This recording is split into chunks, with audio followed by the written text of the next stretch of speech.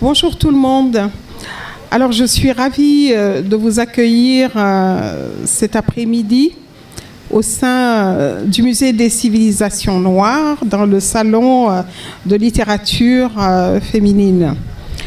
Alors avant de commencer, d'entamer ce panel d'exception, je voudrais adresser à sa promotrice, Amina Seck, et à tous ceux qui l'aident dans la réalisation de ce salon, désormais devenu une tradition dans le paysage littéraire sénégalais. Je voudrais vraiment adresser à Amina Seck mes plus vifs encouragements, mes remerciements, mes félicitations aussi pour tout ce qu'elle a réalisé. C'était pas facile. Rien ne lui a été épargné et pourtant elle est là, fidèle, généreuse à chaque édition. Alors je voudrais remercier particulièrement Amina Seck de m'avoir glissé dans ce panel entre deux personnalités absolument exceptionnelles, avec un thème qui m'a toujours hanté et je pense qui hante également beaucoup de personnes qui sont présentes ici dans le public. Alors, rien que de les avoir à côté de moi, à ma droite, Ken Bougoul, à ma gauche, Diary Sow, j'ai des frissons parce que ce sont deux personnalités que j'aime profondément, mais sans savoir même pourquoi je les aime en fait. Je les ai lues, oui, je ne sais pas, parce que je crois que l'amour se passe de justification. On aime, un point, c'est tout. Et je pense que... est-ce que je dois vraiment vous les présenter ? Je ne sais pas, mais en tout cas, ce sera très rapide. Et je le fais uniquement pour nos hôtes venus de l'étranger, parce qu'au Sénégal, Ken Bougoul et Diary Sow ne sont plus à présenter. Quelques mots d'abord sur Ken Bougoul, qui est ici à ma droite. S'il fallait dresser un palmarès des écrivaines sénégalaises les plus saillantes de l'histoire de la littérature sénégalaise, écrite par les femmes, elle figurerait sans doute au sommet, tant son art l'a propulsée au rang d'étoile de la littérature sénégalaise. Plus de 11 romans publiés à ce jour. Je donne un chiffre comme ça, parce que je sais qu'il y en a beaucoup plus. Et encore quelques dizaines d'autres qui attendent sagement leur tour, parce qu'elles n'arrêtent jamais. Ken Bougoul est une habituée des rencontres littéraires. Elle est bardée de distinctions, que je ne vais pas citer ici, du monde entier. Prix littéraire du Grand Prix littéraire de l'Afrique noire en 1999 avec son roman Riwan ou le chemin de sable. Elle anime des ateliers d'écriture. Elle participe très généreusement aux différentes manifestations culturelles du pays. Une journée ne suffira pas pour vous dire qui elle est, même ne serait-ce que de saisir une petite parcelle de ce qu'elle est. Mais en fait, c'est elle qui parle le mieux d'elle. Et tout à l'heure, elle nous en parlera.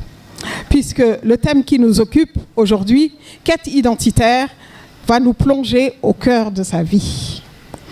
Elle livre souvent quelques petits bouts, Ken Bougoul, qui, assemblés, font d'elle une des personnalités vraiment les plus solaires du milieu culturel. Quant à Diary Sow, qui est là. Enfin, Diary, je te vois, je t'embrasse, je t'écoute. Moi qui ai tant fantasmé notre rencontre. Si jeune et pourtant déjà si féconde.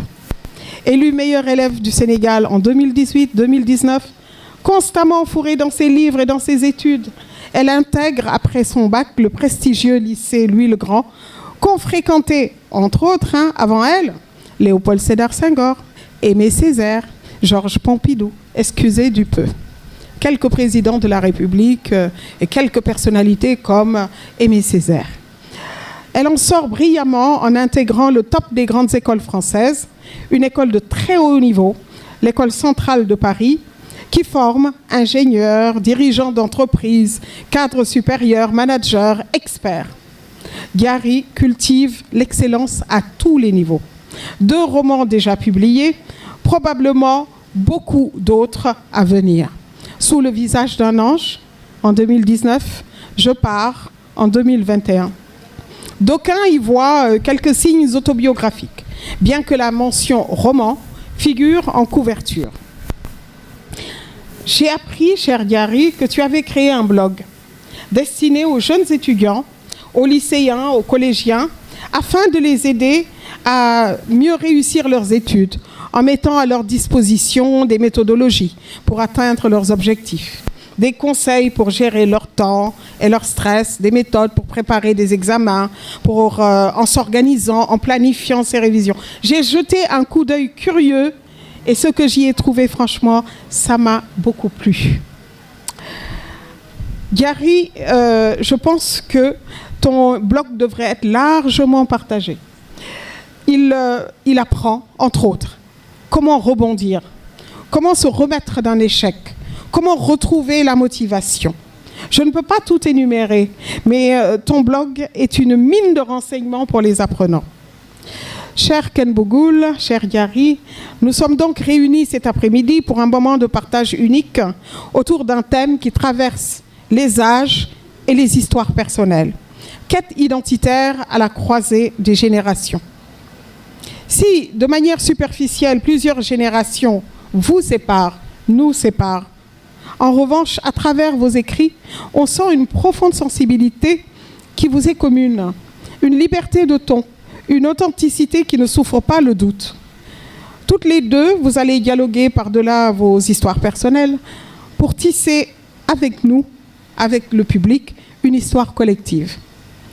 Alors, cher Ken Bougoul et cher Gary, je vais vous poser la même question pour démarrer le panel.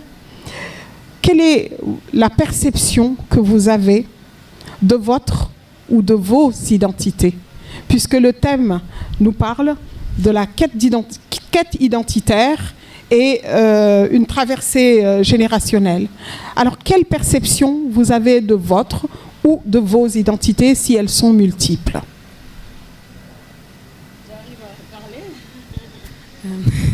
Alors, vous commencez par celle qui voudra. Par les aînés. Vas-y. Ok, d'accord. Oui, vas-y, vas-y. D'accord, je l'accepte comme un honneur. La perception que j'ai de mes identités. Il faut savoir que plus on se découvre, plus on se rend compte qu'on n'a pas une seule identité ou une identité figée. Alors que quand on commence cette quête, on se dit je vais savoir qui je suis et ce sera ça et pour toute ma vie je serai ça. Alors qu'en fait tout le temps je me campe devant ma mère, je lui dis ça y est, je sais ce que je veux faire, je vais devenir écrivaine et ce sera tout. Et 3 mois plus tard, je reviens, je lui dis c'est bon, j'ai découvert la photographie, c'est ce que je veux faire et il n'y aura plus que ça. Et je me rends compte que je fais tout le temps de grandes annonces comme ça, en pensant que c'est fini, que c'est ce que je veux faire et qu'il n'y aura pas autre chose. Et j'ai un jour dit à un ami qu'avant d'aller chercher à découvrir les autres, j'allais d'abord découvrir qui j'étais, j'allais d'abord savoir ce que je voulais et après je pourrais me lier aux autres. Et c'est une grossière erreur. Une erreur de jeunesse parce que tu ne te rends pas compte qu'en fait la quête de soi ça dure toute la vie. C'est essentiellement en changeant que l'on se découvre, ce qui est quand même paradoxal. Et donc je pensais en étant petite que j'étais une jeune femme, que je serais une jeune femme, une écrivaine, une scientifique, que je pourrais porter toutes ces casquettes sans que ce soit contradictoire, sans que ça définisse qui je suis. Et je me rends compte que c'est très complexe de porter en soi autant d'identités. Et c'est aussi très complexe de dealer avec le regard qu'on a de nous, parce qu'on se rend compte aussi que quand on voit des gens, ils projettent déjà sur nous ce qu'ils pensent que nous sommes. Et c'est extrêmement complexe de dealer avec ça. Merci Gary. Ken, à toi. Quelle perception as-tu de ton identité ou de tes identités multiples. Assalamu alaikum. Bonsoir tout le monde.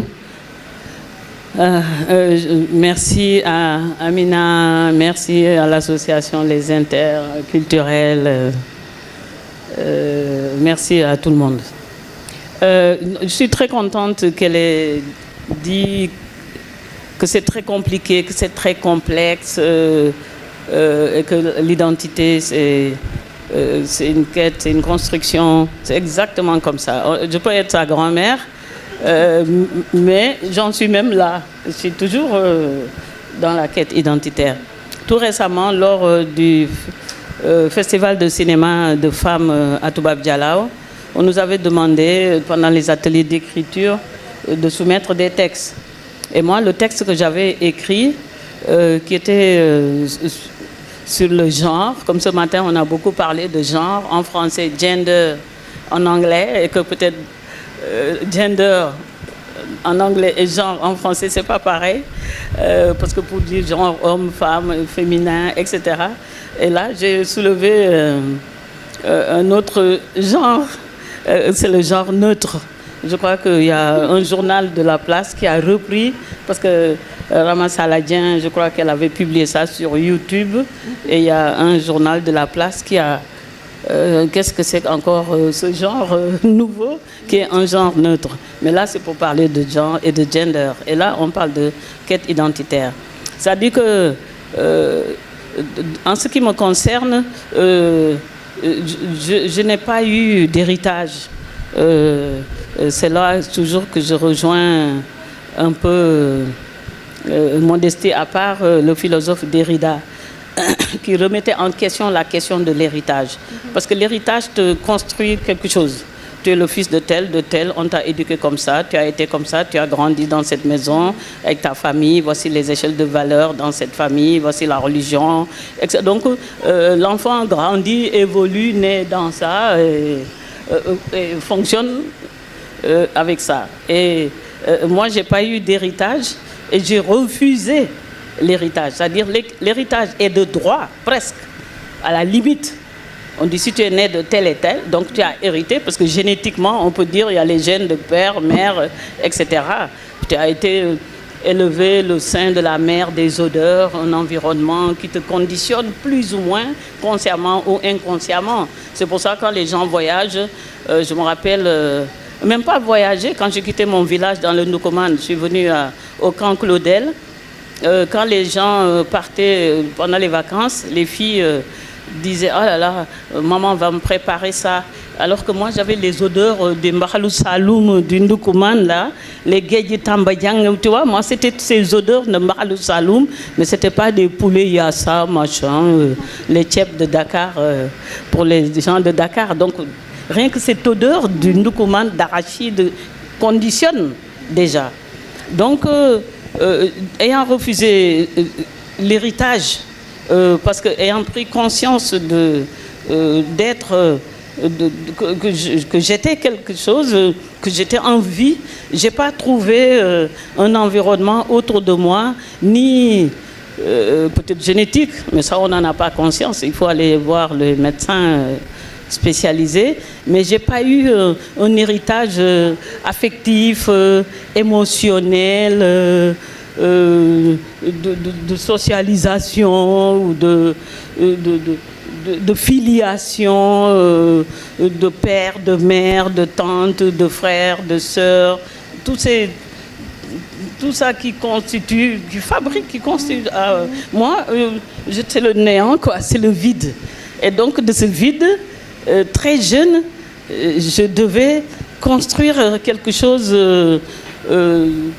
pour m'accrocher à quelque chose, pour me stabiliser, pas me stabiliser dans l'identité, mais me stabiliser dans des dispositions en vue de non seulement d'une quête identitaire, mais d'abord de planifier le personnage que je veux être.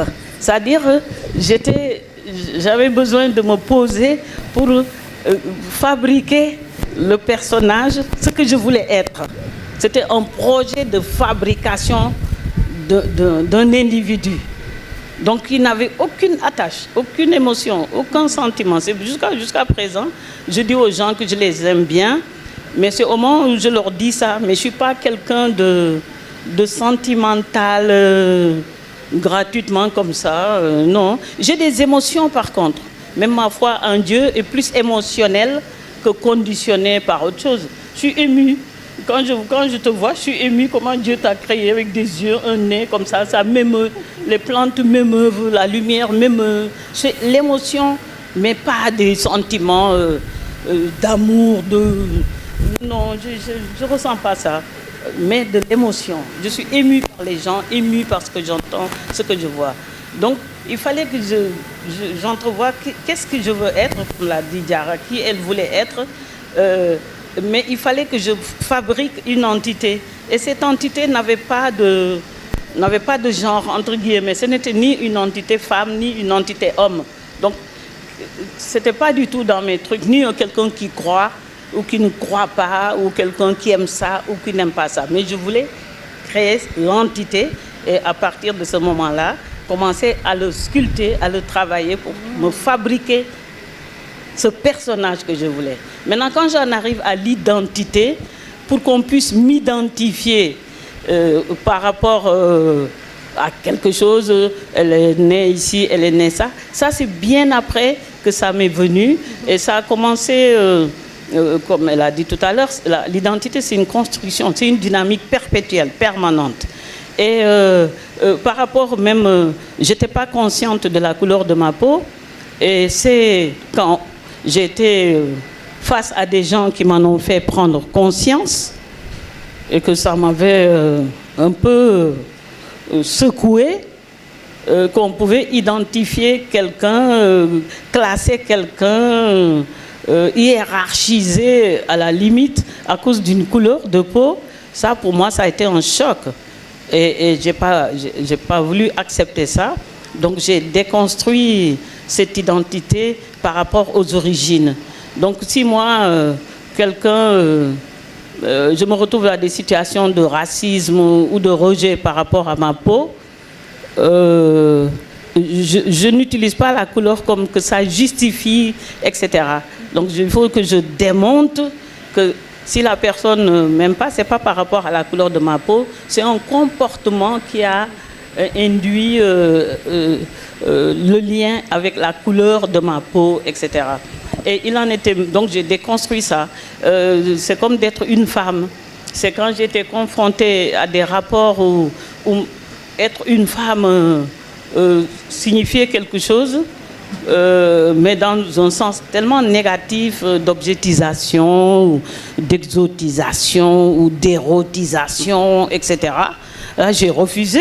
J'ai dit, moi, je suis d'accord d'être une femme parce que c'est sympa d'être une femme. Moi, j'aime bien être une femme. Hein. Je sais pas, j'aime bien comme sentiment, ouais, j'aime bien.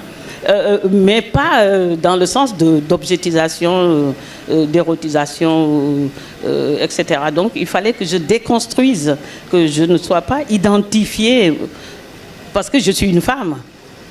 Je suis, moi, ensuite, accessoirement une femme, accessoirement noire. Donc, tu vois, et j'ai poursuivi cette quête pour arriver à la quête identitaire, mais par rapport donc à l'individu que j'étais.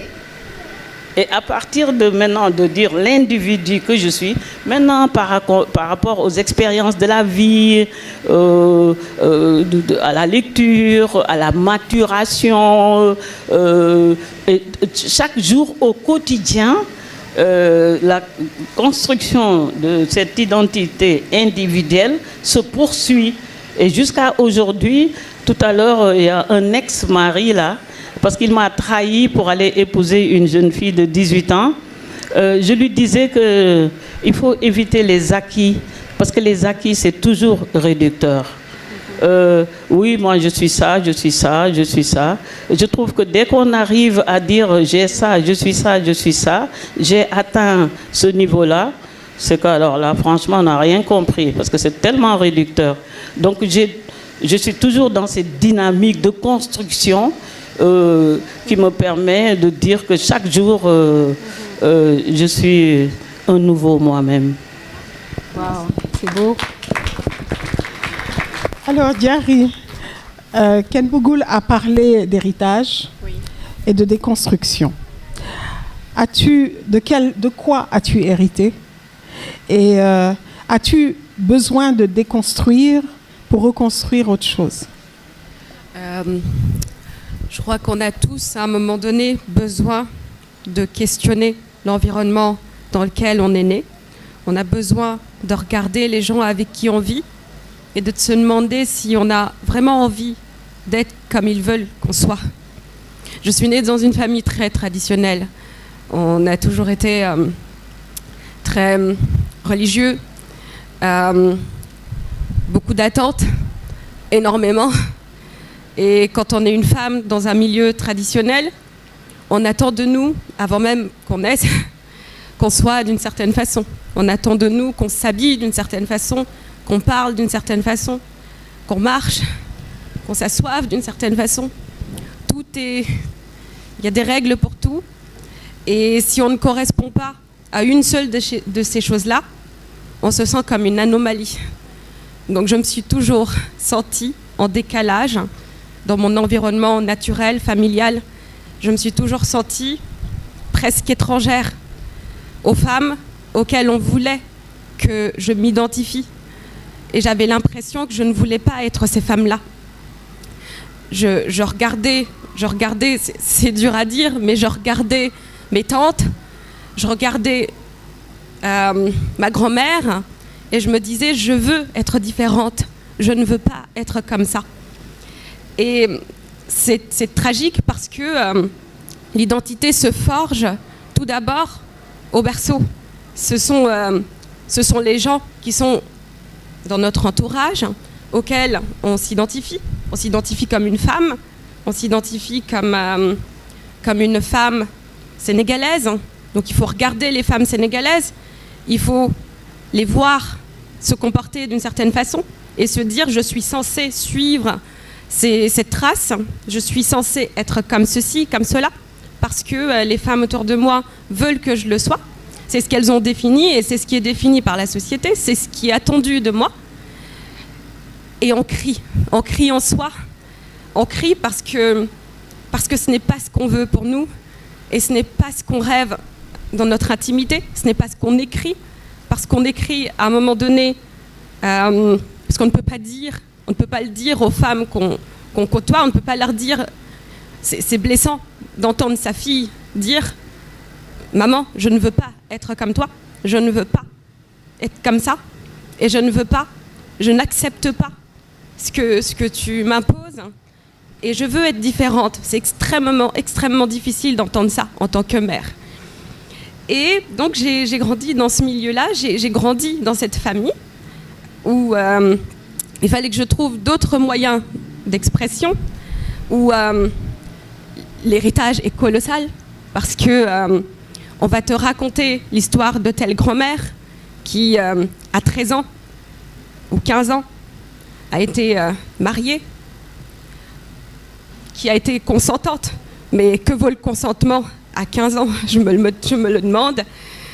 Et on te racontera l'histoire d'une telle tante qui a été divorcée et que ce n'est pas bien et qu'il faut rapidement qu'elle se case parce que le divorce, c'est une insulte à la religion, c'est une anomalie, on ne doit pas divorcer.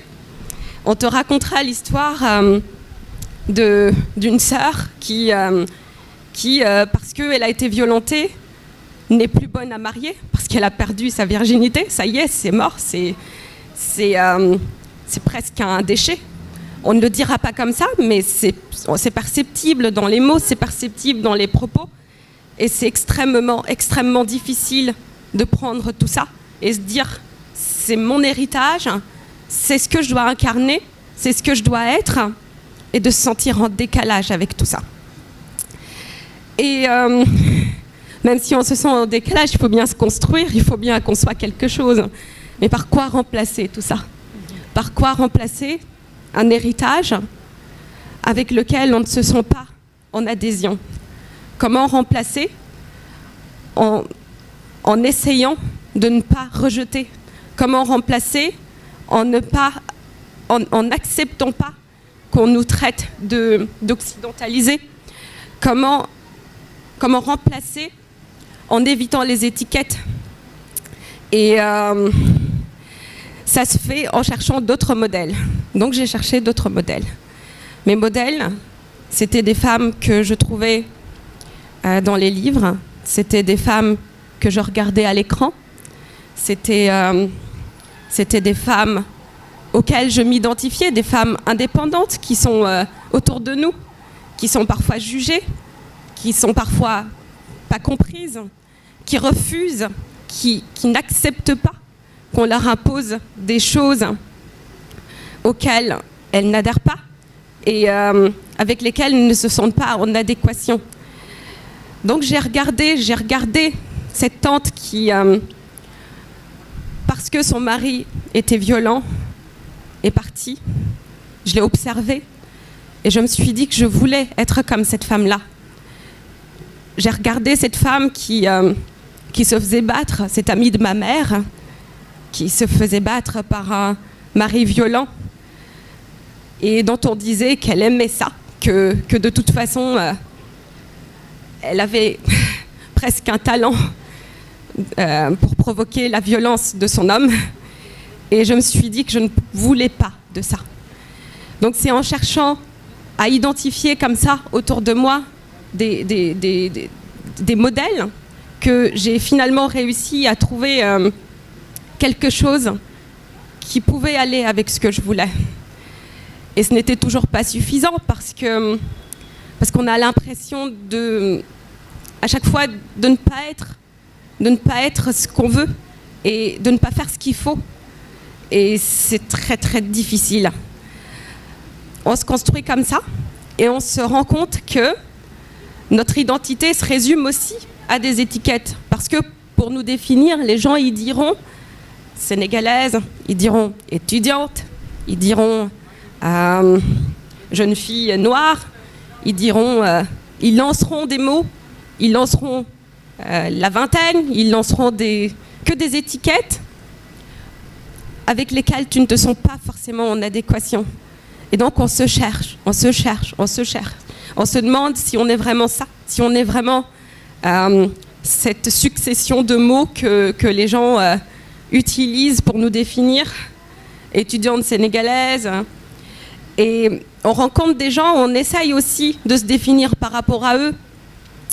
Et puisque le thème de cette année, c'est l'exil, je peux dire que quand on part et qu'on rencontre des gens, on se rend compte, quand on rencontre de nouveaux paysages, de nouvelles cultures, on se rend compte aussi qu'il y a énormément de monde qui ont des a priori sur ce qu'on est. Et on a même du mal à construire des relations vraies avec certaines personnes parce que dès le premier contact, on te dira ça va en Afrique, ça se passe bien. Dakar, c'est quand même. Comment ça se passe quand on est à Dakar, et c'est quand même assez sale, c'est quand même c'est quand même. On te définira, on te dira, toi, tu viens d'un pays, tu viens de ci, et puis ils auront eu leur expérience avec ce pays, et puis ils projetteront ces expériences sur toi. Ils diront, nous, l'expérience qu'on a vue des femmes noires, c'était plutôt des femmes négligées, pauvres, incultes, pas cultivées, et puis on essaiera de comprendre pourquoi toi, t'es pas comme ça, et puis c'est compliqué. C'est compliqué. Donc mon identité s'est construite en essayant de rejeter tout ce que je ne voulais pas, tout ce que je pensais que ça ne me définissait pas, tous les mots qu'on te colle à la figure, qu'on te colle sur le dos, parce que tu ressembles à ci, parce que tu es comme ça. Et donc sur ce chemin, je me suis rendu compte que c'est principalement en partant, en quittant le berceau familial, en allant en France, à Paris, en visitant des pays que je vais à la rencontre de moi-même. Voilà. Merci Gary, merci Ken pour ces réponses pleines d'émotions, émouvantes et pleines de vérité. Alors, Gary a parlé de refus des assignations. Ken, toi, tu es parti quasiment du vide, hein, du manque. En fait, tu manques de beaucoup de choses. Et là, peut-être, à côté, il y avait presque trop de choses. Et moi, je voudrais vous demander, est-ce que vous avez pris conscience d'une période dans votre vie où vous avez vécu une crise identitaire? Et qu'est-ce qui l'a provoqué? Y a-t-il eu un événement qui a provoqué une crise identitaire et une prise de conscience?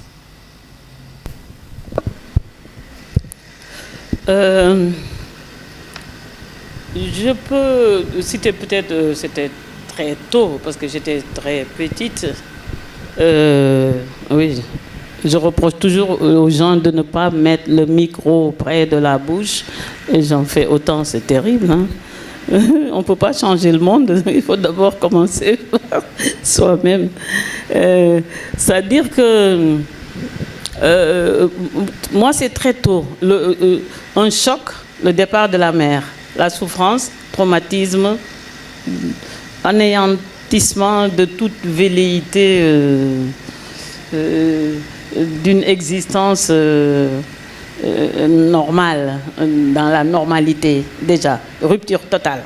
Donc ça, c'est le gouffre, quoi. Et deuxième choc, peut-être je devais avoir 13-14 ans. J'étais à l'école d'abord. Je pense que ce qui m'a aidé aussi, parce que c'est d'aller à l'école dans une famille où je suis la seule femme à aller à l'école. Mes autres sœurs ne sont pas allées à l'école parce qu'il n'y avait pas d'école dans mon village à l'époque. Donc d'aller à l'école, d'ouvrir des cahiers, déjà j'étais plus ou moins isolée, mais pas encore marginalisée. Et j'étais encore récupérable. C'est-à-dire récupérable pour la société. Donc à 14-15 ans, quand on a pensé qu'il y avait un jeune homme dans la petite ville ou commune où je me trouvais, qui avait été à l'école, qui a eu son bac, qui devait aller étudier en France, à Toulouse, je crois. Et que, bon, dans la commune, il pouvait m'épouser, parce que moi, j'ai été à l'école. Et donc, on a dit, bon, elle va à l'école, donc, mais il y a ce jeune homme, on va les marier. Et puis moi, j'ai dit que non, je veux pas... D'abord, je veux pas me marier, puis je veux pas l'épouser. Ce monsieur que je connaissais sa famille et tout, parce que je ne l'aime pas. On m'a dit non, on n'a pas besoin d'aimer un homme pour se marier avec lui. Alors, bon, de toute façon, je n'ai pas envie de me marier. Et les gens pensaient que je disais ça comme ça, mais j'ai tenu bon à cet âge-là. Je me suis accrochée. Et là, je crois que la première fois qu'on a décrété que soit j'étais dans ma dit je connais pas, mal éduquée, ou j'étais folle. Et là déjà à l'époque dafa réew, dafa xamadi wala dafa dof. Je me rappelle. Et là je me disais tiens en moi-même, ah tiens, c'est pas mal folie là. Mais j'ai gardé ça en secret, peut-être même je l'ai même après j'ai laissé ça quelque part quoi. Et mon frère qui avait décrété ça, qui était un ami à ma fille, mais il est décédé récemment, paix à son âme, lui il avait dit, que j'étais mal élevée, qu'on n'avait qu'à me battre, que si je suis folle, on doit me soigner. Mais comment tu parles comme ça à un enfant, une petite fille de 14 ans, 15 ans? J'ai trouvé ça violent. Et j'ai quand même tenu bon. Bon, Aujourd'hui, je le regrette parce qu'après, il est devenu un grand banquier ici au Sénégal. Comment je suis toujours fauchée. Et chaque fois, je passe mon temps à demander de l'argent. L'argent, je veux l'argent. J'ai raté, hein, mais bon, je ne regrette pas. Et donc, ça, c'était le deuxième choc. Mais j'ai tenu bon. Et le troisième choc, donc c'est par rapport à l'Occident, quand on m'a dit que j'étais une noire, vraiment rejetée parce que j'avais la peau noire, et tout en utilisant le fait que aussi je sois une femme, m'exotiser, que les noirs sont chaudes, etc. Donc ça aussi, ça a été très très violent. M'associer d'abord dans la noirceur et m'associer en tant que femme noire, érotisée, exotisée. Donc ça c'était un des chocs. Je vis que des chocs. C'est pour ça que je trouve que de temps en temps, c'est pas mal de secouer un peu les choses. Il faut choquer. Ouais. Non, c'est nécessaire de scandaliser de temps en temps. En tout cas, il ne faut pas s'endormir. Mais de choquer, pas d'une manière vulgaire, mais oser dire non, je ne veux pas. Niet. C'est-à-dire, il faut oser le dire.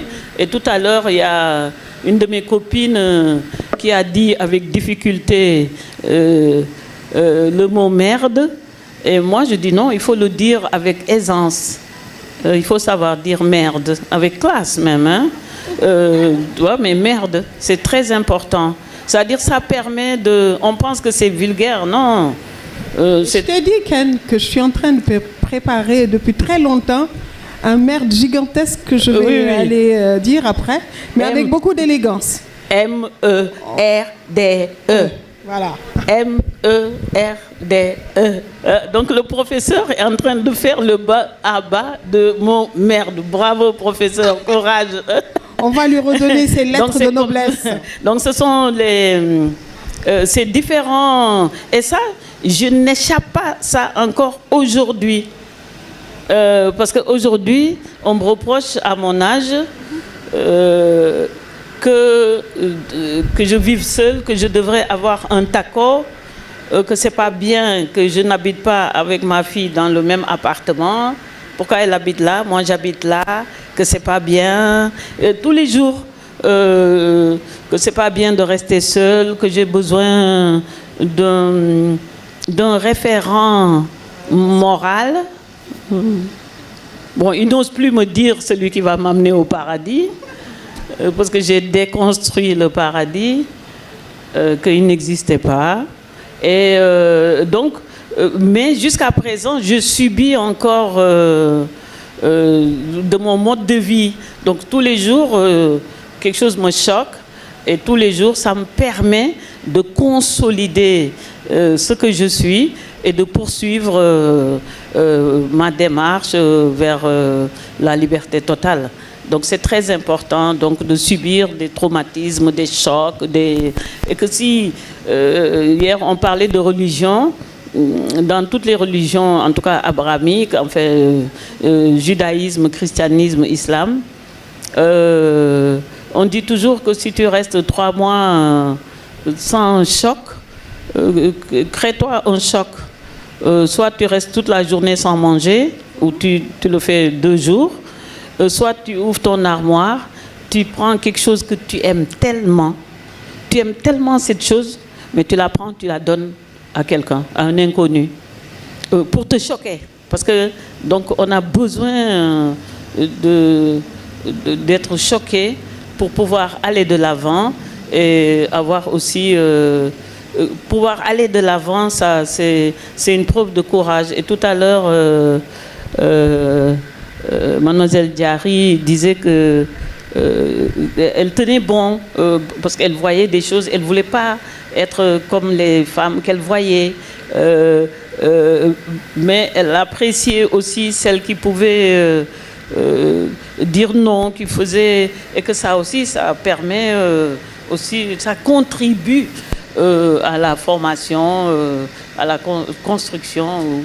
Moi, je préfère même la formation de l'identité plutôt que à la construction. Donc c'est plusieurs éléments de choc, plusieurs chocs qui en plus me conditionnent, me donnent encore l'énergie d'aller toujours de l'avant, parce que j'aime relever les défis. Et comme je le dis, je le répète encore, ma devise, c'est toujours que la vie, ce n'est pas une question d'honneur, c'est une question de courage. Oh, quelle belle phrase. Magnifique. Alors, pour poursuivre un petit peu, Diary, y a-t-il eu un moment où tu t'es senti marginalisé ou marginal? Je poserai la même question à Ken après. Oui, toute mon enfance, je me suis sentie, si pas marginalisée, au moins différente. Et on me le faisait sentir. Quand j'étais dans des baptêmes, des mariages, quand toutes les petites filles, les jeunes filles, en tout cas les adolescentes, s'apprêtaient.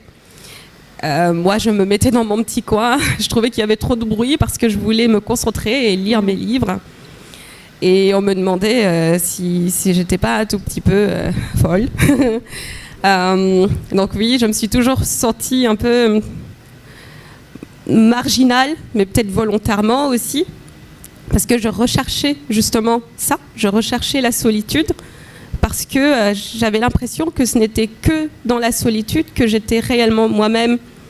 Donc j'étais toujours à la recherche de ces situations de marginalisation, comme on dit, où c'était en quelque sorte, et c'est paradoxal, mais c'était un espace safe, un espace sécuritaire, où j'avais l'impression que je pouvais me permettre de ne pas être, pour un moment au moins, une petite fille parfaite, avec les critères qu'on avait définis et qui ne me ressemblaient pas.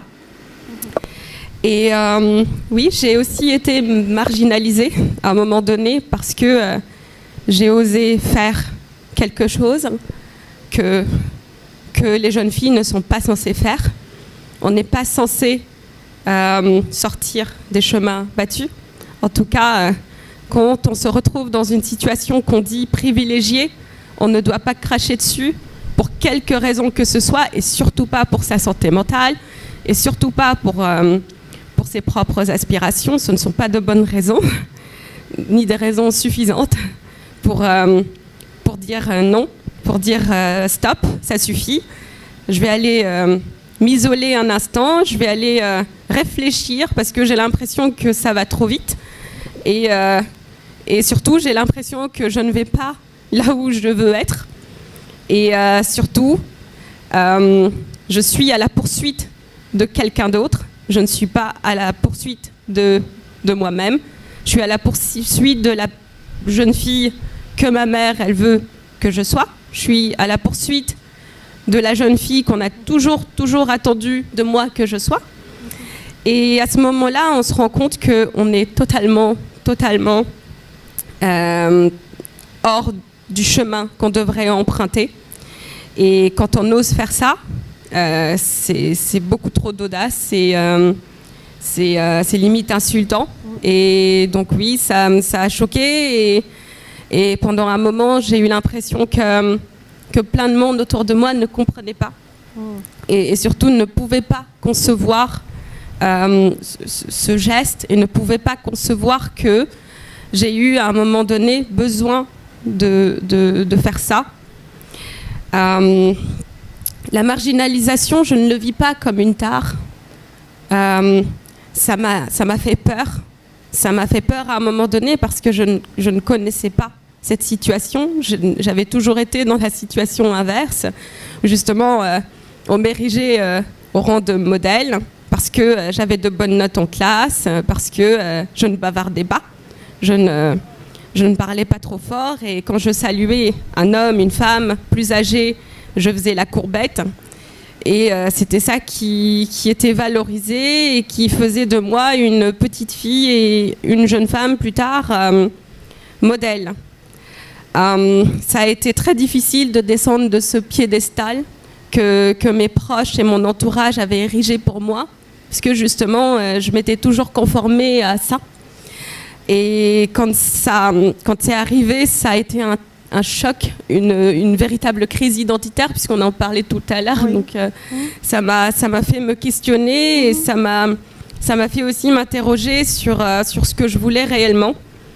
Et surtout, ça m'a poussé à chercher des modèles qui allaient me dire, nous aussi, on a connu ces situations, nous aussi, on a vécu ça.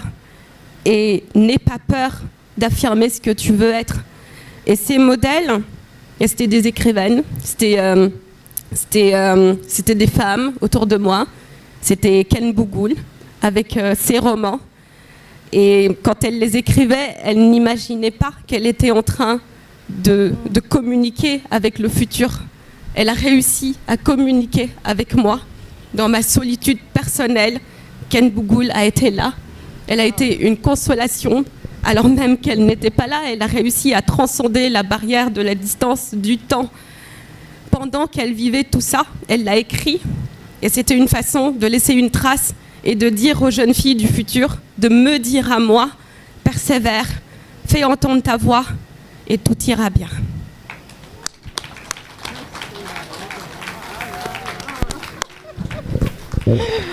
Eh ben dis donc, qu'est-ce que c'est beau ce que tu as dit.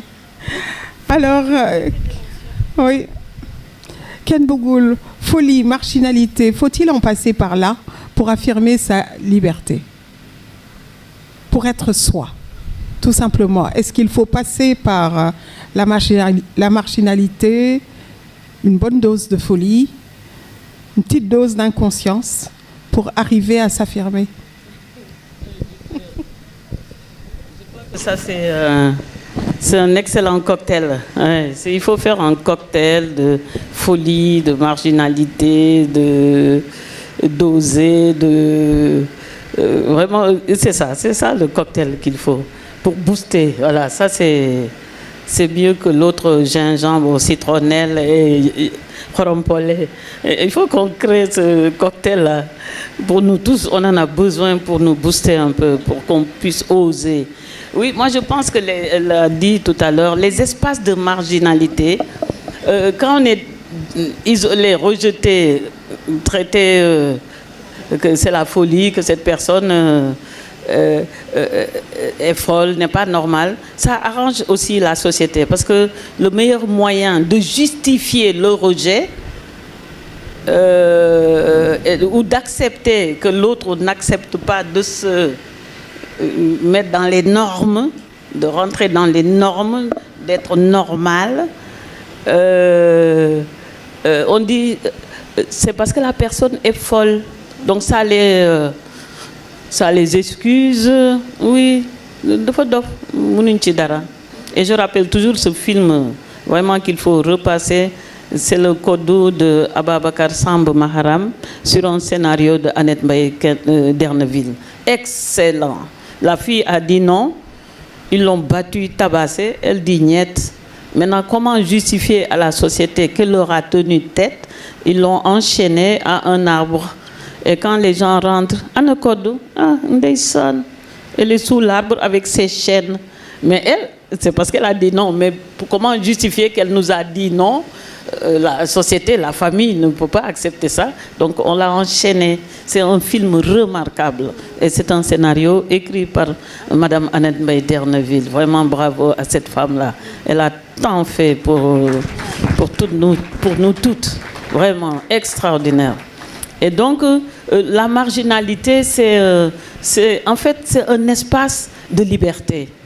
On n'est jamais aussi libre que quand on est marginalisé et qu'on accepte cette marginalité. Parce que ça permet, c'est des espaces où on peut évoluer, se positionner, se poser des questions.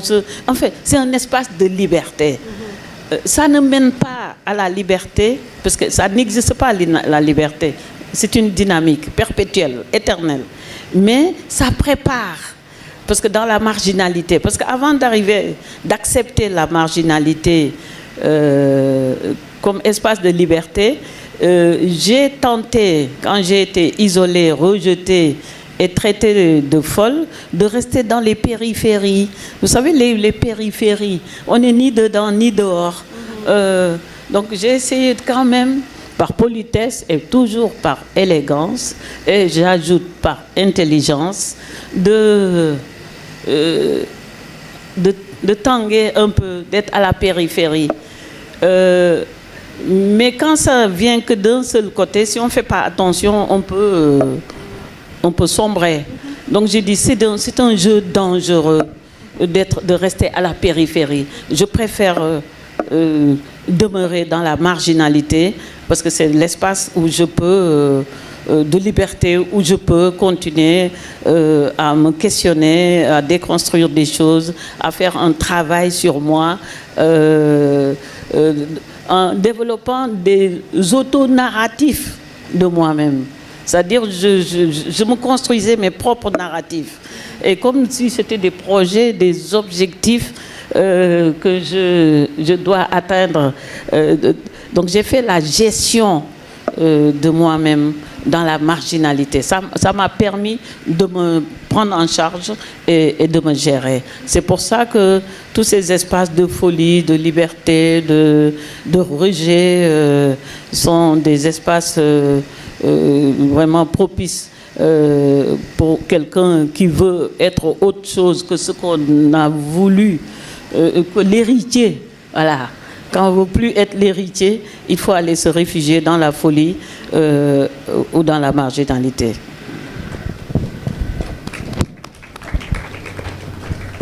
Merci beaucoup.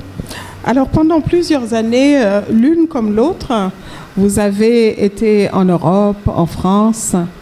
Est-ce que ce détour vous a permis d'en savoir davantage sur vous-même? Est-ce que, parce que vous êtes sorti, vous en êtes revenu enrichi d'un supplément d'âme, ou est-ce que, voilà, vous n'avez rien appris de plus sur vous? En ce qui me concerne,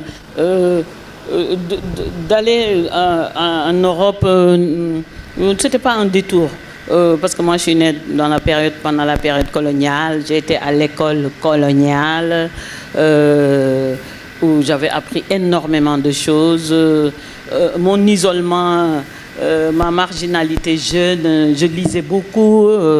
Je le dis toujours, acquérir de la connaissance, c'est tellement important pour n'importe quel être humain. D'abord, ça permet de supporter des souffrances, ça permet même de supporter le rejet, l'isolement, la marginalité. Parce que quand moi j'étais dans la rue, les gens pensaient que vous n'étiez pas malheureuse, alors que j'étais très très bien, parce que je connaissais tellement de choses que je peux... D'ailleurs, c'est pour ça que je vis seule, parce que j'ai tellement de choses dans ma tête extraordinaires que je n'ai pas besoin de... Et quand je suis arrivée en Occident, je connaissais l'Occident mieux que les Occidentaux, parce que j'avais une éducation à l'occidental, avec une grande culture, une grande ouverture, etc. Et j'étais déjà dans la marginalité chez moi. C'est que je pensais qu'arriver là-bas... je pouvais maintenant montrer que je n'étais pas celle qui venait pour chercher quelque chose, que moi j'étais déjà quelqu'un. Et arrivé là-bas, on a commencé à me réduire comme une peau de chagrin. Elle l'a dit tout à l'heure, quand on est fille, on est noir, on vient d'Afrique, on est nul, on est inculte, on n'est pas cultivé, on ne peut pas citer Dante, on ne peut pas citer un peintre flamand, on ne connaît pas, etc. C'est comme si on est... Donc tout d'un coup, moi qui me prenais pour celle qui...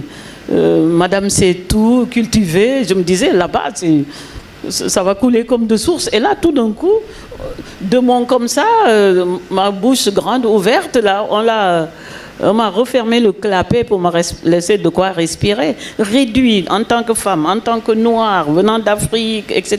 Remettre même en cause que j'avais des capacités intellectuelles. Un jour, quelqu'un m'a dit... Moi, ça ne m'intéresse pas de discuter avec vous de Mésopotamie ou de Sumer. Moi, c'est vous qui m'intéressez, votre corps. Vous les Noirs, vous êtes chaudes. J'ai dit, ah tiens, je voulais prendre le thermomètre pour voir ma température. Donc pour dire que ça aussi, c'était plutôt réducteur.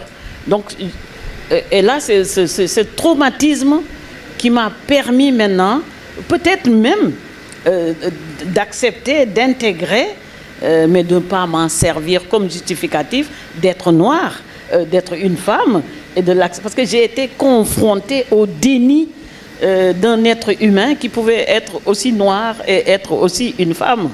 Donc, c'est ça que l'Europe m'a apporté. Et je dis, grâce à ça, mais sinon, j'avais déjà des acquis que je pensais continuer à consolider et que l'Occident a voulu casser en me réduisant à ma plus simple expression. Et comme je dis toujours, moi, c'est les chocs qui me font rebondir. Et c'est de ça que j'ai rebondi pour assumer d'être femme, d'être noire, etc. Et de continuer à me battre pour rester moi-même jusqu'à aujourd'hui.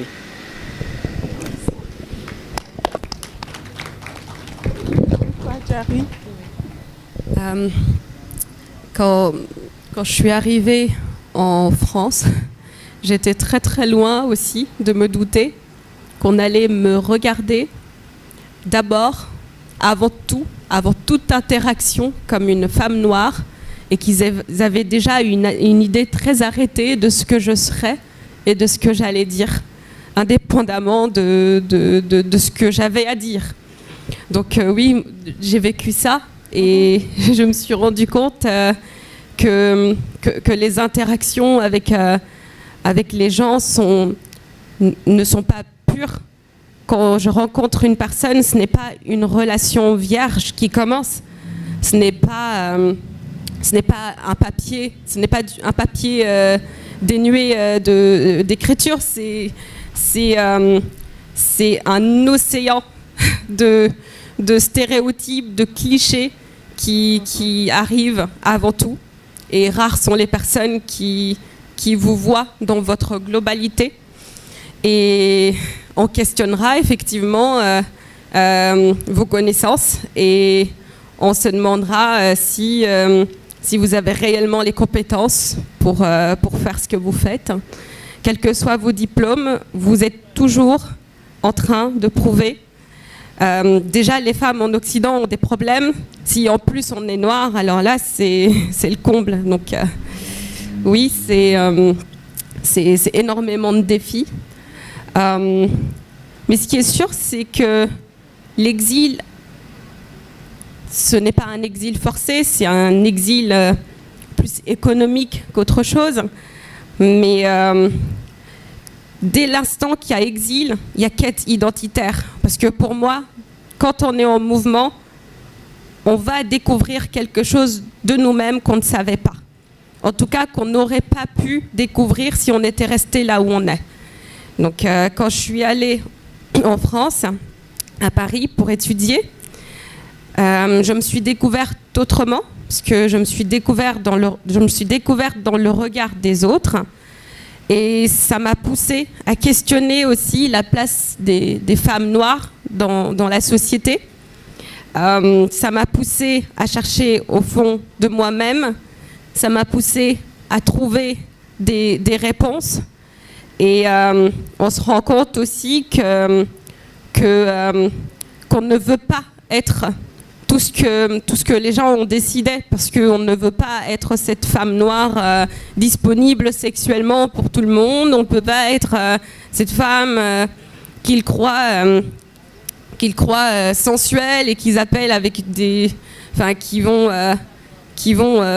approcher avec plein de qualificatifs qui évoqueraient les animaux. On dira ouais, ce sont des tigresses, ce sont des panthères. Non, on n'est pas des panthères, on n'est pas des tigresses, on est des femmes. Et nous méritons d'être appelées femmes, et nous avons en nous autre chose à dire. Nous avons en nous des choses à exprimer qui méritent d'être entendues. Et il a fallu effectivement se faire à cette image. Il a fallu se découvrir autrement. Et c'est toujours un choc quand quand on parle avec quelqu'un et qu'il ou elle commence sa phrase en disant vous les noirs, ou tu es ceci ou cela pour une noire, c'est extrêmement réducteur et ça, je n'ai pas l'impression que les gens se rendent compte à quel point c'est violent, parce que ça veut dire qu'on ne te voit pas en tant qu'individu, on te voit d'abord pour ta couleur, et en plus tu as la responsabilité de représenter toutes les femmes noires en tant que femme noire. Et si tu parles d'une telle façon, on dira ah bah les femmes noires elles parlent comme si, mais non, les femmes noires ne parlent pas comme ça, c'est moi qui parle comme ça. Et parce que tu feras quelque chose, on dira bon bah les femmes noires, non, ne généralisez pas, c'est moi, c'est mon individualité. Et moi je préfère qu'on ne me voit pas du tout, qu'on pense que je n'existe pas, plutôt qu'on me colle des étiquettes qui ne me correspondent pas. Parce que parfois c'est beaucoup plus dur d'être mésinterprété et vu pour ce qu'on n'est pas que juste de ne pas être vu. Donc oui, forcément, l'exil, ça nous met face à nos contradictions, ça nous met face à ce que nous sommes, et ça nous pousse à chercher au fond de nous-mêmes ce que nous sommes réellement, ça nous pousse à interroger le regard sur les autres, le regard des autres, et moi, ça m'a permis de développer une forme d'empathie aussi, parce que tu te mets toujours à la place des autres, tu sais ce que c'est. Et ça change toute la vie. Merci Gary pour ta réponse. Alors Gary, tu as certainement lu le Baobab Fou. Tu as Ken Bougoul en face de toi. Quelle question aimerais-tu lui poser?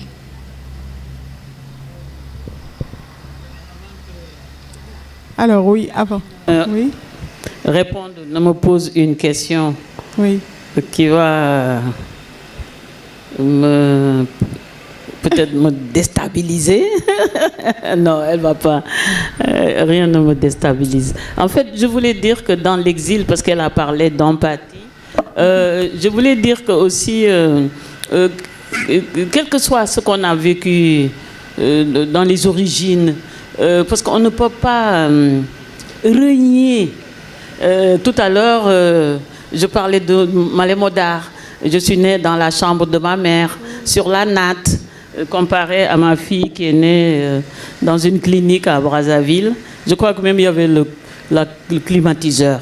Alors que moi, dans le Ndoukoumane, à 50 degrés, à l'ombre là, et j'aime ça, j'aime la natte sur laquelle je suis née, j'aime mon village, j'ai de l'empathie. C'est-à-dire l'exil aussi a suscité, en dehors de me retrouver, d'être confrontée à moi-même et de me questionner sur moi-même et de trouver les solutions à travers et par moi-même, ça m'a réconciliée avec d'où je venais, malgré les contradictions, malgré les pressions sociales, malgré ce qu'on a voulu m'imposer, que j'ai refusé, malgré les chocs que j'ai eus avec mes frères, avec mes sœurs, avec les miens, parce que je voulais être différente et eux, ils ne voulaient pas que je sois différente. Et cette empathie, j'ai eu la nostalgie des miens, pas pour leur obéir, parce que j'étais déjà dans ma construction, mais ça, je ne les ai pas rejetés du fait qu'ils m'avaient rejeté. J'ai même développé de l'empathie pour eux, parce qu'ils ont voulu presque s'excuser après, et c'était gênant, donc moi je suis allée vers eux. Ma fille sait à quel point j'aime ma famille. Quand elle veut donner quelque chose, je dis non, je vais donner ça aux gens qui sont démunis dans ma famille. Parfois, elle me dit, mais tu n'as pas d'argent, qu'est-ce que tu fais de ton argent? Je dis, mais j'aide les gens de ma famille qui n'ont pas les moyens. Et ça, c'est l'exil qui a permis que la rupture de renier les miens, c'est l'exil m'a permis de développer cette empathie pour dire je vous ai pardonné finalement.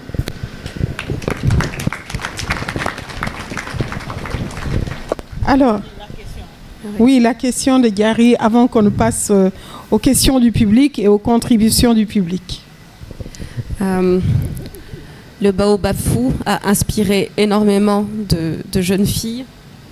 Il y a beaucoup de personnes qui se sont identifiées à vous, qui vous ont lu, qui vous ont comprise et qui vous ont prise presque pour une marraine immatérielle, mais une voix réconfortante quand on est sujet à des doutes, quand on est dans les ténèbres, quand on ne sait pas quoi faire. Ça a été un guide. Aviez-vous cela en tête en écrivant ce roman? Quelle était votre intention première?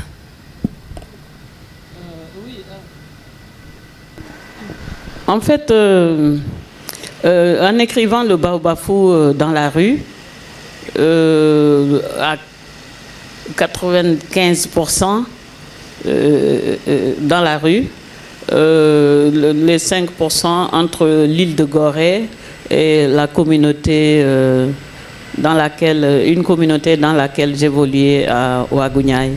Mais tout le reste, c'est dans la rue. Mais l'intention n'était pas de sortir un livre.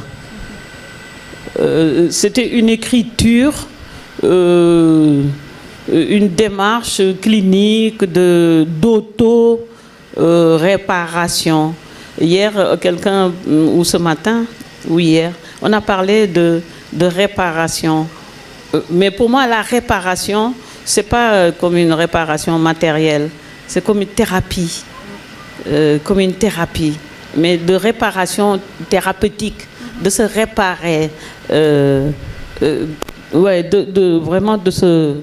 En Wolof, on dit de se raccommoder. Voilà, je me raccommodais. Et donc l'intention n'était pas un livre. Si le livre est sorti, c'est grâce à Annette Mbaye d'Erneville. C'est elle qui a amené le manuscrit aux nouvelles éditions africaines.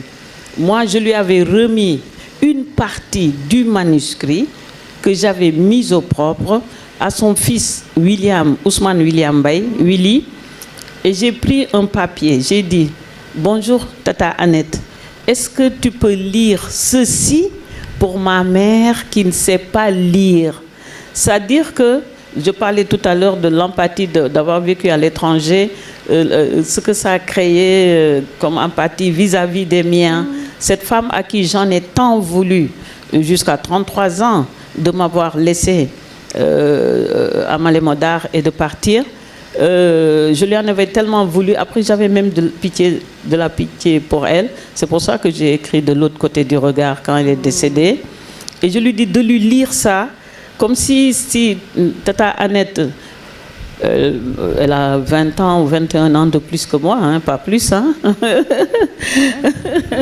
C'est quand même beaucoup, mais bon, c'est ma copine, quoi. On est un peu copines. On a un peu les mêmes caractères, un peu. Et donc, je voulais qu'elle lise ça, comme si ma mère avait entendu tous les cris, tout ce que j'avais ressenti depuis qu'elle m'avait laissé à Malé-Modar. Donc, c'était ça. Mais moi, c'était dans l'écriture que je me raccommodais, que je me réparais. Et c'est elle qui l'a amené. Bon, quand le livre est sorti, j'y peux rien. Hein. Mais quand je vois comment, à partir de ce livre, j'en parlais tout à l'heure avec une dame qui habite en France, là, avec son club Les Amis du Monde, quelque chose comme ça. Peut-être que je dis ça mal. Elle doit être là où elle est partie. Et c'est toujours je lui racontais que une fois, j'étais à Paris où on avait invité beaucoup d'autres gens. Donc, tout d'un coup, il y avait beaucoup de jeunes qui étaient arrivés, des dizaines et des dizaines. J'ai dit, ah, mais c'est bien, tous ces jeunes viennent pour la conférence. Quand on a fini de parler, qu'on est descendu de l'estrade, on a vu cette ruée de jeunes gens venir vers moi. Donc, j'étais un peu... et puis je disais, mais je ne sais pas. Et c'est des filles qui avaient pris le train de petites villes de France, qui ont dit, on a dit que Ken Bougoul venait à Paris dans cet endroit. Et Et c'est mes petites filles, c'est-à-dire je suis leur grand-mère, il y a plus de 3 générations et demie, pour ne pas dire 4, 3 générations nous séparaient. Et ces jeunes filles étaient comme si c'est le Baobab fou, c'est ça qu'elles attendaient. Et quelqu'un m'a dit, d'ailleurs, quand on parlait de ça, c'est ce que vous aviez vécu, que vous avez raconté, des choses qui se sont passées de votre naissance jusque dans les années 70, quand vous êtes arrivés en Europe, c'est ce qu'elles sont en train de vivre en tant que jeunes filles, en tant que noires, etc., etc. Donc, de le vivre alors que vous pouvez être leur grand-mère. Donc, quand elles ont entendu, c'est comme si... Donc, la portée de ce livre qui est toujours un best-seller. Chaque fois, je dis aux gens, c'est le Baobab fou qui me fait vivre, en fait. C'est vraiment un livre, je ne sais pas comment le traiter. Il y a je ne voulais pas le dire parce que je voulais que Yasmina ait l'occasion d'ici demain de le dire. Il y a une université, ils ont tellement étudié le Baobab fou sur plusieurs promotions que cette université a décidé de me faire docteur honoris causa le 18 janvier prochain. Donc vous voyez comment ce petit Baobab fou me fait docteur honoris causa. Mais ça, c'est un livre. Et non seulement ça, mais toute cette jeunesse partout. Je vais dans le monde. C'est pas seulement en Afrique, en Europe, aux États. C'est-à-dire jusqu'en Asie. C'est-à-dire c'est le livre. C'est comme si c'est l'histoire. J'écris une histoire pour les nouvelles générations. Donc ça, pour dire que quand on écrit, d'abord, c'était pas pour éditer. Ensuite, Tata Anenbaye Derneville l'a amené aux nouvelles éditions africaines. Ensuite, le livre qui fait son bonhomme de chemin, il a été introuvable pendant 7 ans quand les NEA étaient en faillite. Présence africaine a repris pour une réédition et c'est leur best-seller. C'est-à-dire c'est le livre qu'ils vendent comme des petits pains tous les jours et ça a porté au niveau des nouvelles générations. Donc je ne sais pas si ce n'est plus Ken Bougoul. Moi-même, je dois ma survie au Baobab fou de Ken Bougoul. Bravo, bravo, bravo. Et je tiens à dire qu'une de mes élèves, Alice Herviowan, pour ne pas la citer, a eu 20 sur 20 à son bac de français grâce au Baobab fou. L'année dernière. Tu vois, jusqu'à aujourd'hui, au lycée français, on le lit encore.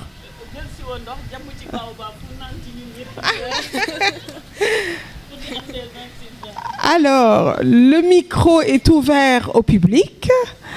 Je crois que nous avons un peu dépassé l'horaire, mais c'était tellement fabuleux. Vous entendre, c'était magnifique. Vraiment. Tu n'as dit aucune bêtise. C'était magnifique, c'était trop beau. Tiens, je te donne le micro. Ceux qui veulent prendre le micro, vous pouvez lever la main.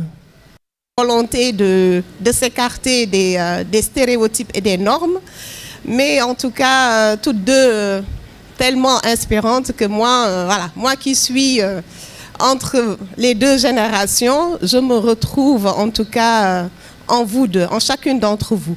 J'ai appris aussi dans vos interventions que finalement, l'identité, c'était, même si ce sont des choix personnels, c'est aussi quelque part les influences sociales. On se définit toujours par rapport à la société. Bon, c'est une déformation professionnelle, je suis sociologue, donc je ne peux pas foncièrement dire que nous avons cette liberté-là de nous définir soi-même, sans un rapport avec la société, mais en tout cas, je suis totalement en phase quand vous refusez d'être enfermé dans des carcans.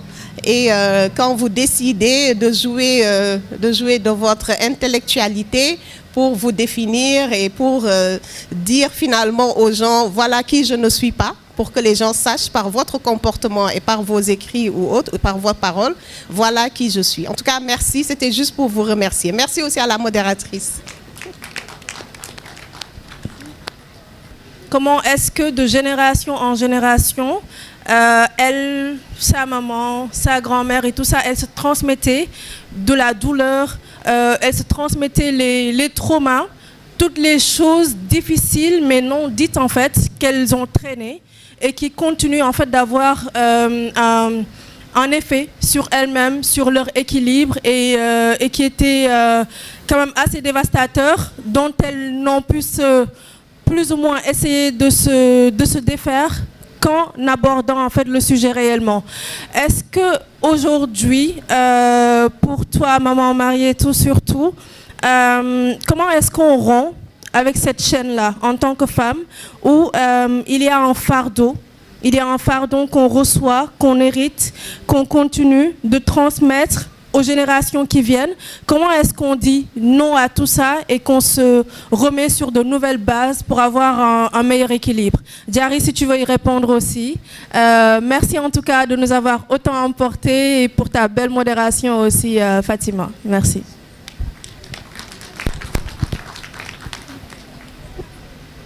Je voudrais à mon tour remercier les deux intervenantes de tout à l'heure qui nous ont entraînés dans leur, ce que j'appellerais aventure ambiguë, dans leur quête identitaire. Et à la fin, dans l'interrogation qui a été posée par la modératrice, il y a la jeune auteure qui répondait, enfin qui disait qu'elle avait compris Ken Bougoul, parce que j'ai essayé de suivre d'un bout à l'autre de cet échange. Je n'ai pas pu la saisir, sinon je n'ai pas pu définir l'identité à laquelle elle aspire ou qui elle est véritablement aujourd'hui. Et quel dialogue, quelle est la part, sinon du père, de la figure paternelle dans cette quête identitaire, dans ce cheminement? Je voudrais encore dire ma fierté d'être ici présent à ce salon féminin du livre. Et aussi dire que je corrobore également l'intervention de tout à l'heure qui disait qu'on se construit forcément à partir d'un héritage social, culturel, et j'en passe. On n'est pas soi-même tout seul. Ce que j'ai essayé de saisir depuis le début de cette conversation, c'est que cela traduit la trajectoire de l'initié. C'est un film que je regardais il y a longtemps. C'est qu'au bout du compte, au bout du cheminement, il finit par arriver à un livre où, en ouvrant le texte, il va se retrouver lui-même. C'est en fait un texte, un livre miroir. Ça va bien évidemment montrer à ce personnage son propre reflet. Et c'est pourquoi je crois avoir peut-être saisi qu'elle va me dire l'identité auquel elle se réfère pour construire son identité. Merci. Pour ce qui est de la question d'Adama, de copine à copine, d'ami à ami, je te dirais que trouver son identité, c'est une question complexe, c'est un voyage sans fin, parce qu'il est infini. Il y a plusieurs versions de nous-mêmes qu'on ne va jamais connaître. C'est dommage, mais c'est comme ça. Et ça fait toujours peur de se retrouver différente des femmes auxquelles on s'est identifié quand on est petite. Tu parlais du film que tu as vu, où génération après génération, on se transmet nos identités, justement. On se transmet ce qu'on est en tant que femme, parce qu'on nous voit de la même façon, notre place dans la société est la même, et on est défini par rapport aux hommes de la même façon. Donc on se transmet ces choses-là de mère en fille, de grand-mère à petite fille, et ça nous suit toute notre vie. Mais il faut aussi avoir le courage, à un moment donné, de dire non à tout ça quand ça ne nous convient plus. C'est très dur parce qu'on n'a pas envie, justement, d'être marginalisé. Ça fait très très peur. Ça terrifie la plupart des gens. Et notre entourage Et ce sont les premières personnes qui vont nous dire qu'il faut faire attention, qu'il faut être prudente avec certaines choses, qu'il faut se conformer, qu'il faut être comme les autres pour pas se faire remarquer, parce que quand on se fait remarquer, c'est là qu'on a des ennuis, c'est là qu'on nous désigne du doigt, c'est là qu'on nous étiquette, c'est là qu'on nous traite de folle, pour nous décrédibiliser et pour pas nous écouter. Donc on nous met de côté et puis on fait comme si ce qu'on dit n'a pas de sens. Et comme ça permet aux identités imposées de continuer à régner. Moi, je te dirais juste que je continue de me chercher et continuons de nous chercher en créant, en peignant, en lisant, en regardant des parcours, en s'inspirant et de ne pas avoir peur de se trouver. Voilà.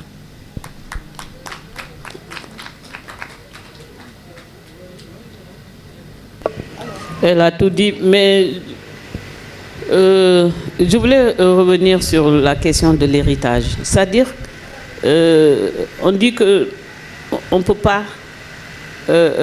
Il y a l'héritage. On hérite de là où on est né, les odeurs, les machins, etc., etc., etc. C'est-à-dire que, pour moi, c'est la question de choix. C'est très important de pouvoir, d'avoir le choix. Si ce qui se transmet me convient, il n'y a pas de souci. Moi, l'essentiel, c'est d'être à l'aise avec moi-même. Mais si je ne suis pas à l'aise avec quelque chose, je refuse. Mais on te dit, à quel moment est-on à l'aise? Ça, c'est la question. Parce qu'on dit, on n'est pas à l'aise si on a 12 ans, on dit des conneries. Mais c'est faux. Même un enfant de 5 ans, il ne faut pas lui imposer de terminer son assiette de céréales, de bouillie ou de... etc. parce que c'est bon pour lui. Les enfants, parfois, ils ont faim, ils veulent manger beaucoup, mais il y a des périodes où l'enfant n'a pas d'appétit. Et vous voulez gaver l'enfant, lui faire avaler sa bouillie parce qu'il n'a pas mangé de toute la journée. Mais non, il n'a pas faim. Il n'a pas faim. S'il a faim, il va demander à manger. Donc c'est ça, d'avoir le choix.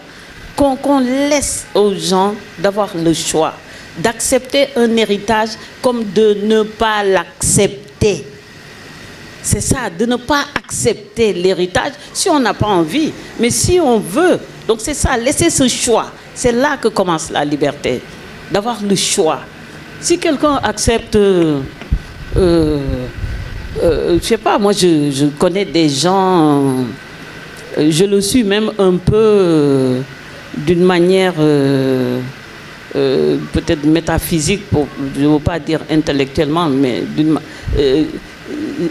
j'aime, d'ailleurs je crois que je l'ai avoué tout à l'heure, j'aime toujours, peut-être je suis habituée à la souffrance, mais j'ai besoin de, comment on appelle les gens qui aiment la souffrance, des masos?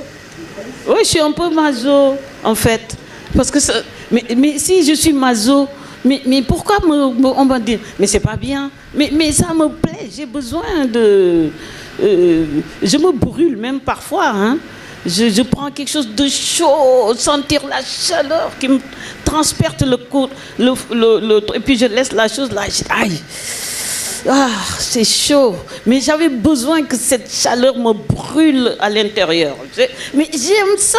Mais pourquoi on va me refuser de choisir?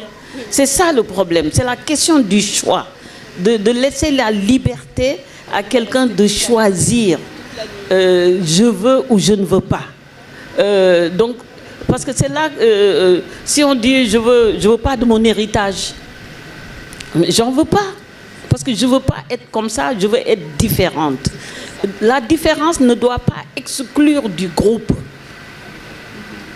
On peut être différent et rester dans le groupe.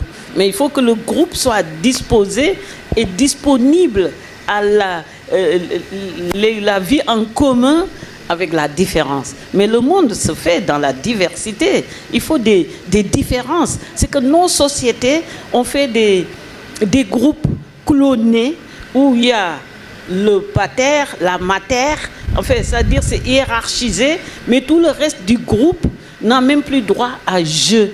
On tue le jeu. Donc on tue l'individualité. On décide pour le groupe, le clonage. Et maintenant, si dans le clonage, un rebelle se dit je ne veux pas être cloné, on ne doit pas l'exclure.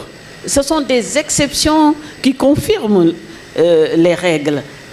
Donc il faut que nos sociétés apprennent à accepter la différence. C'est là où se situe le problème. Sinon, il n'y aurait pas eu rejet, marginalité, d'être traité de fou, d'exclusion, etc., de diaboliser, etc., etc. C'est parce que nos sociétés sont encore clonent le groupe et il y a 2-3 personnes qui sont au sommet, qui ont droit à la parole, qui ont droit et même à manger les meilleurs morceaux. Hein. Ah oui, oui, même dans la nourriture. On donne les meilleurs morceaux au papa, certaines parties à la maman. Les personnes âgées, on dit qu'elles n'ont pas beaucoup de dents, on leur donne les trucs mous. Et puis maintenant, les os et les trucs comme ça, on donne aux enfants, il n'y a que des saignes, quoi. C'est ça, en fait, nos sociétés. Et pourquoi il faudrait qu'on revienne. Je sais qu'il y a des familles modernes, évoluées, qui font fi de cela, essaient de vivre en harmonie. Mais le problème qui se pose fondamentalement, c'est la question d'accepter l'héritage ou de refuser l'héritage. C'est pour ça que je faisais référence à Derrida. Mais juste pour vous dire que maman, quand je vous ai entendu tout à l'heure dire il faut savoir rejeter, mais avec intelligence et avec politesse. Donc ça m'a rappelé quand j'étais, il y a quelques années, donc quand j'ai un peu subi peut-être ce genre de situation de quête identitaire, parce que donc étant une fille alpulaar, donc ma maman me disait carrément que je n'ai pas le droit de faire des rastas, tu es alpulaar, alors que moi j'avais vraiment envie de les faire.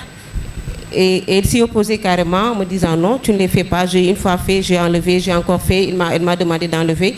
Mais bon, j'étais là, d'une manière très intelligente, politesse, donc doucement, et jusqu'à ce que je suis parvenue donc à faire de ces rastas-là que je voulais et finalement qu'elle les a acceptés.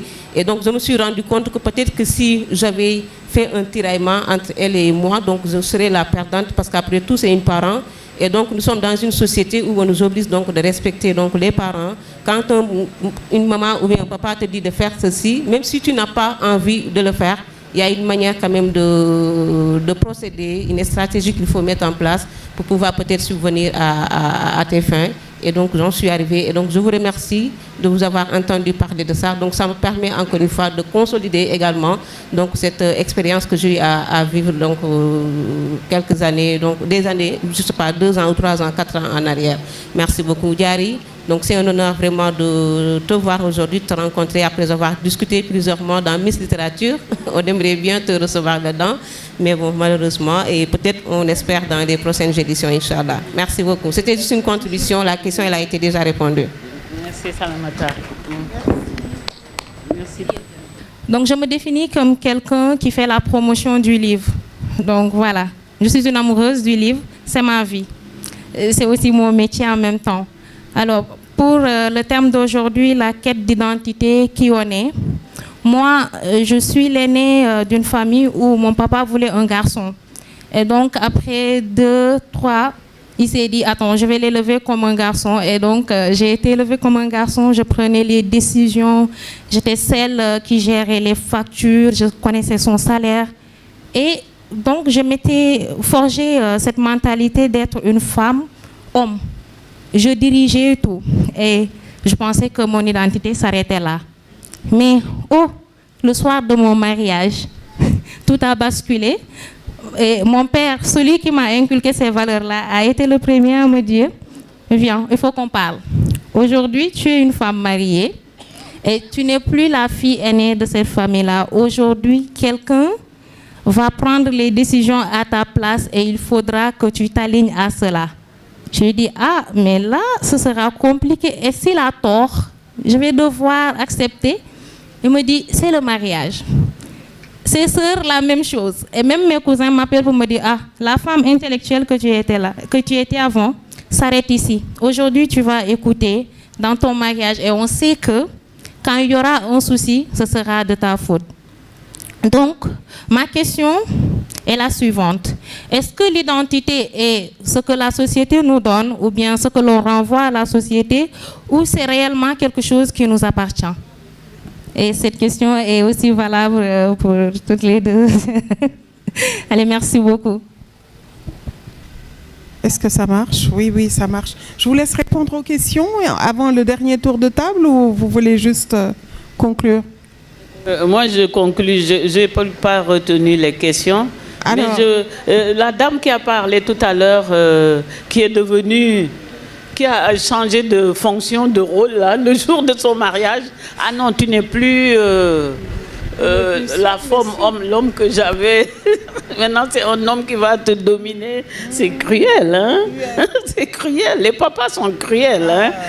Je voulais savoir, vous vous appelez comment, vous avez dit? Hein? Badji. Badji comment?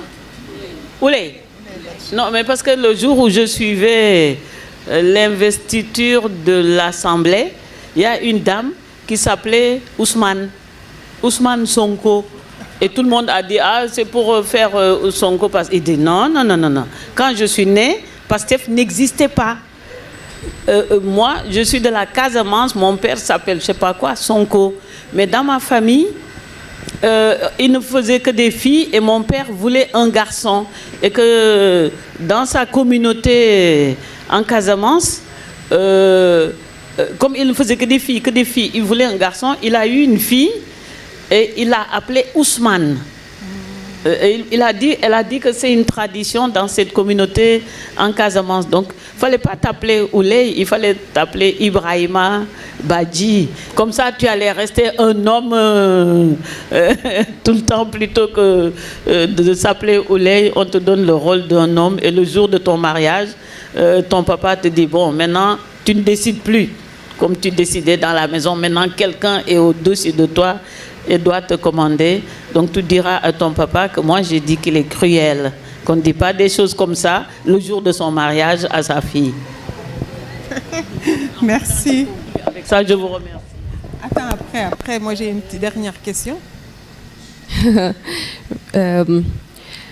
Moi, je vais répondre à la question sur l'impact que j'ai pu avoir sur mon entourage, en tout cas mon entourage féminin.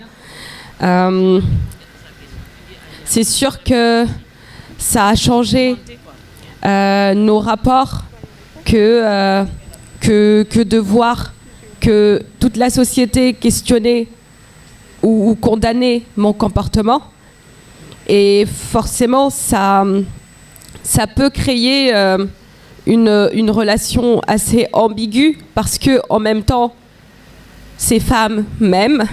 Ce sont ma mère, mes tantes, mes cousines, mes sœurs. Elles m'adorent, elles veulent me protéger. Et en même temps, je peux incarner quelque chose qu'elles condamnent.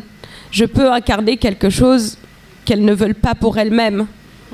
Donc c'est toujours une relation très ambiguë où je sais que dans tous les cas, contre vents et marées, elles me défendront. Mais elles me défendront parfois non pas en soutenant ce pourquoi je me bats, ce que je défends. Elles peuvent le condamner également et l'excuser. Donc le soutien, c'est plus des excuses qu'un véritable soutien de mes prises de position. Donc elles excuseront mon comportement envers la société, elles excuseront parce que j'ai voyagé, parce que j'ai trop lu dans mon enfance, ça m'a tourné la tête, ça m'a déglingué, et oui, donc c'est... En même temps, je sais que mes sœurs ont été très impactées par tout ça. Déjà, elles sont excellentes en classe, elles sont très assidues, elles mettent un point d'honneur à honorer le nom familial, entre guillemets, parce elles sont dans la même école que moi. Donc oui, ça leur met un tout petit peu la pression. Je peux comprendre ce que c'est aussi, parce que c'est aussi une forme de pesanteur sur elles. Elles peuvent avoir sur leurs épaules des attentes peut-être irréalistes, parce que ce que j'ai voulu pour moi, elles ne le veulent pas forcément pour elles-mêmes. Elles ne sont pas obligées d'aimer les maths, la physique, elles ne sont pas obligées d'aimer la littérature ou de savoir écrire. Elles peuvent avoir d'autres centres d'intérêt. Et moi, je fais en sorte de leur faire comprendre qu'elles peuvent choisir, qu'elles peuvent être elles-mêmes. Il y a une de mes sœurs qui s'est voilée pendant que j'étais à Paris. Donc quand je suis rentrée, je suis venue et je l'ai interrogée, parce que pour moi, c'est important de savoir si c'est vraiment elle qui l'a choisi ou si c'est quelqu'un qui lui a imposé. Donc, non pas que je puisse en faire enlever son voile ou quoi, mais pour moi, c'est important qu'on respecte son choix, qu'on respecte ce qu'elle veut, qu'on respecte ses envies, parce que même si ce n'est pas ce que je veux pour moi-même, je veux qu'elle puisse être elle-même et s'exprimer et être libre de devenir qui elles veulent. Voilà. Okay. Merci. Et pour Wuri, on n'a pas fini, hein, parce qu'on n'a pas répondu à ta question. Tu peux la reposer, s'il te plaît? L'homme qui est devenu une femme, enfin, la responsable, à qui on a retiré toutes les responsabilités. Et qu'est-ce que tu voulais savoir maintenant? Le passage de quelqu'un qui était responsable, qui prenait des décisions, et maintenant on te dit que tu ne peux plus prendre des décisions, c'est ton mari qui va décider. Il faut faire fi de tout ça. Tu continues à prendre des décisions dans ton couple, dans ta vie. Parce qu'être marié ne veut pas dire renier à ta propre vie. C'est deux entités qui sont ensemble, mais pas deux entités qui se noient. L'autre phagocyte l'autre, et dans ces cas-là, l'une des deux parties va faire des concessions extrêmes qui mènent au déni de soi. Donc il faut continuer à rester soi-même. Tu avais l'habitude de prendre des décisions, tu continues à prendre tes décisions, et tout simplement, tout naturellement, sans en imposer, sans vouloir parce que les relations avec les gens, ça ne doit pas être des relations conflictuelles. Chacun a ses trucs, son travail, ses responsabilités. Toi, tu continues comme si de rien n'était, et je pense que même ton mari va apprécier d'avoir une femme responsable qui prend des décisions à sa place, parce que souvent les hommes ne sont pas très inspirés dans certaines situations. Merci. Bon, merci beaucoup. Il y a des gros yeux qui nous regardent. Moi, j'aurais bien prolongé vraiment ce dialogue exceptionnel entre vous deux. J'ai juste une dernière question pour donner 1 minute à chacune pour me répondre sur le domaine de la littérature. La littérature comme un couteau ou comme un baume, comme un onguent? Moi, c'est 2 mots. Comme je suis une masochiste, je veux que ça soit et couteau et baume. Voilà, bien. Comme ça. Excellente réponse. Excellent. Merci. Pour moi, ça n'aurait pas de sens que la littérature soit juste un baume. Il faut que ce soit aussi un couteau pour que ça ait un sens pour les autres. Donc, excellente réponse là encore. Et avant que le garde du corps qui est là debout ne nous fasse lever de force, je voudrais vous remercier de tout cœur pour vos paroles profondes, pour ce panel vraiment exceptionnel. Merci Gary, merci Camille.